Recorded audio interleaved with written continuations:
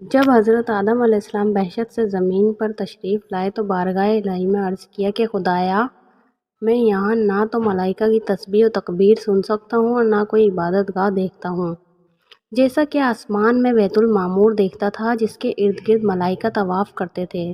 جواب الہی آیا کہ جاؤ، جہاں ہم نشان بتائے وہاں کعبہ بنا کر اس کے ارد گرد طواف بھی کر لو اور اس کی طرف نماز بھی ادا کرو۔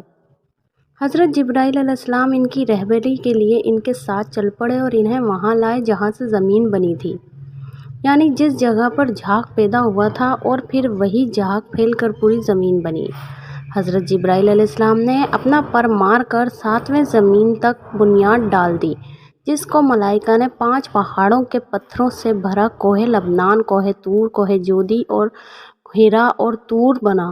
بنیاد بھر کر نشان کے لیے چاروں طرف کی دیواریں اٹھا دی۔ اس طرف آدم علیہ السلام نماز پڑھتے رہے اور اس کا طواف بھی کرتے رہے۔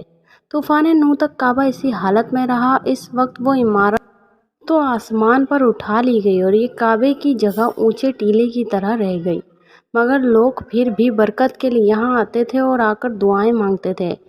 پھر ابراہیم علیہ السلام کے زمانے تک کعبہ اسی حالت میں رہا۔ جب حضرت اسماعیل و ہاجرہ اس میدان میں آ کے ٹھہرے اور ان کی وجہ سے یہاں کچھ آبادی ہو گئی، تب حضرت ہاجرہ کے انتقال کے بعد حضرت ابراہیم علیہ السلام کو حکم ہوا کہ اسماعیل کو ساتھ لے کر یہاں عمارت کعبہ بنائیں۔ اس کی نشانی اس طرح فرمائی گئی کہ ایک بادل کا ٹکڑا بھیجا گیا تاکہ اس کے سائے سے کعبے کی حد مقرر کر لی جائے۔ حضرت جبرائیل نے اس سائے کی مقدار خط کھینچا اور ابراہیم علیہ السلام نے اس خط پر زمین یہاں تک کھودی کہ بنیاد آدم نمودار ہو گئی۔ اسی بنیاد پر عمارت بنائی۔ حضرت ابراہیم نے خانہ کعبہ کے اندر ایک تغارسہ بنایا تھا جو مثل خزانہ کے تھا کہ کعبے کے لیے جو کچھ نظر تحفے میں آئے اس میں رکھے جائیں گے۔ اس کے دروازے 2 تھے، ایک داخل ہونے کا، دوسرا نکلنے کا، اور کعبہ بنانے والے خلیل تھے اور ان کو گارا اور پتھر اٹھا کر دینے والے اسماعیل علیہ السلام، اور اس عمارت میں 3 پہاڑوں کے پتھر لگائے گئے۔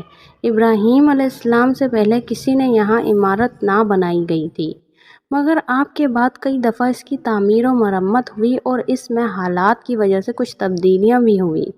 مثلاً اس کی اونچائی دوگنی کر دی گئی، دروازہ 2 کے بجائے 1، اور اس کا رقبہ بھی کم کر دیا گیا، لیکن بعد میں پھر اسے پرانے رقبے میں ہی تعمیر کیا گیا۔